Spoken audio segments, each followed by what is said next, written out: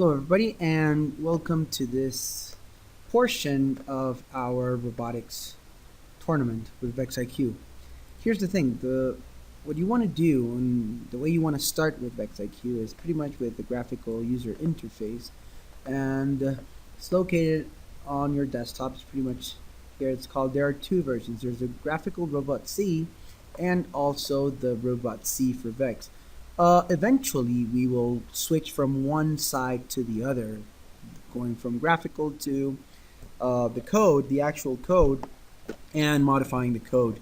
But for now, let's talk about the autonomous mode and what we're going to be doing with it. So this is the Vex start page. There's important information about next level download, the virtual worlds, and some other things really interesting of your program. Okay, so the first thing we're going to do, I'm going to close this tab, and I'm going to create a new file. Before I create the new file, it is important that you understand that the robot has two modes. One is the teleop, which you will develop using your controller, and then there's the autonomous mode. So if you go to robot VEXIQ controller mode, here we have two modes. Okay, so we have teleop and we have the autonomous, no controller required. So I encourage you to go to the autonomous mode, and then we can create a new file. Okay, so let's make sure it's on autonomous. That way, when we download the program to a robot, it's not going to ask for a controller or anything. Remember that we're going to do it right now. On the left side, we have all the graphical functions, common graphical functions. So we're going to display all of them, but basically, let's go through the ones that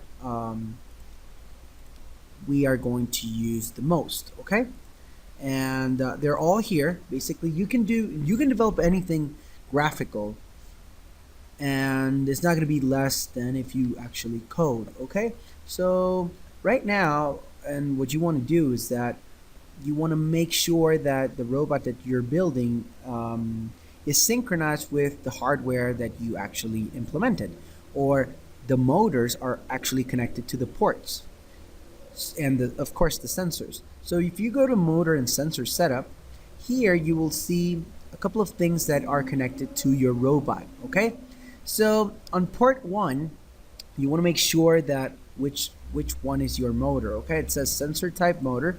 Okay, another thing is that please have you can have the robot connected to your computer and turned on. That way it will read a few things from the models. Okay, the standard models are the ones that you see over here. Okay, and you can select a bunch of them that are already in use.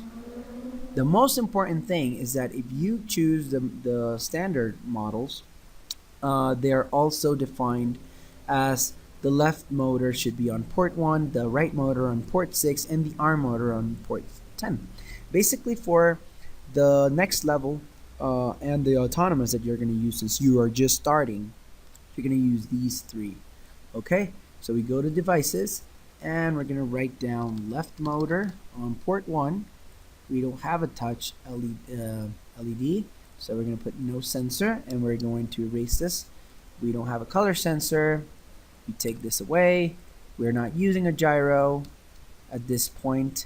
We're not using a distance sensor, which we will use later on, and we don't have a bumper switch.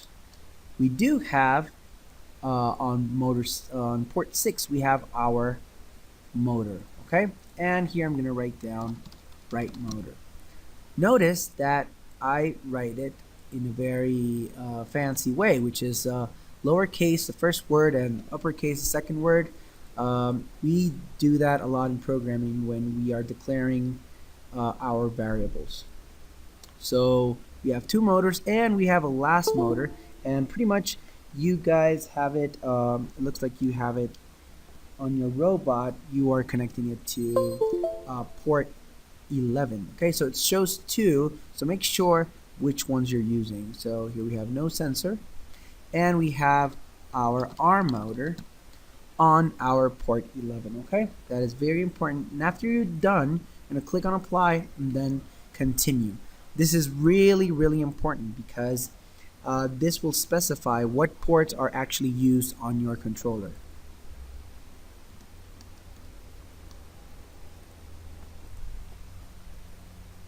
Okay, so then after you develop all these methods, you're going to look back on the left side, and where it says simple behaviors, this is the easiest thing of all. Okay, and it's very simple because since we have the motors on port 1 and 6, those are our drivetrain. The drivetrain is what moves the robot. So if we say forward,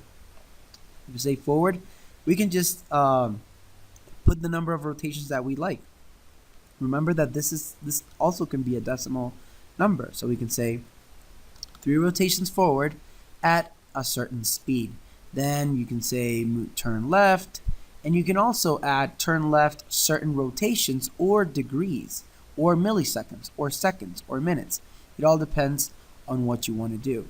Okay, so let's say we want to go forward and then turn left. Okay, then we want to raise the arm, and here's a tricky part, because the arm, if you raise it, you want to hold it there. Okay, you don't want it to go down while you're doing some other stuff. So in order to move the motor, you just want to go to motor commands and say, okay, I'm going to move the motor. Here's one. I'm going to move the motor. I'm going to move motor 11, which is where I have the arm motor, and I'm going to pull it up 1 rotation at 50 speed. But here's the trick: you want, okay, to set a brake mode. Okay, you want the motor to stop at a certain point. Okay, so you come over here and you set the motor brake mode of motor 11 to motor hold. This way the motor goes up and it holds while it's doing some other stuff. So let's say it goes up and then you continue forward, more rotations, okay? And then you can lower it down some more, okay? So then you can move the motor again and lower it down. So this is what you got to do every time you're using several motors, using single and simple behaviors. So this is the easiest way to do it, okay? And to do the autonomous mode. After this, you're just going to click on, remember to have the robot connected to your computer. You're going to go and save this, okay? Click on save or save as. You're going to write down Autonomous1 if this is your first version. So I'm going to type in Autonomous version 1, okay? And then I'm going to download to robot. This is important, okay? Now, if I want to see it right away with the robot connected to the computer, I just click on start and I'll see what's going on. If not, I just unplug it and check it on the field. It is up to you. The more practice you do, the more you can do. Remember, this is just plain practice. We are still not using gyroscopes or other types of sensors, which are going to help us create a better autonomous mode. Okay. So good luck with that. Oh no, right before we finish, it is important that you know where your programs are. Your programs are located on the controller. So if you want to look at your programs, you go to robot and then go to advanced tools file management. Okay, here you can see all the programs that are located on your robot. We have the custom drive, which is the teleop drive, and we have the autonomous that we created. So we can either delete or delete all of them or delete the ones that you want. So we can run each program independently, or we can delete file, or we can delete all files. Be careful, guys, because deleting all files will erase absolutely everything from your robot.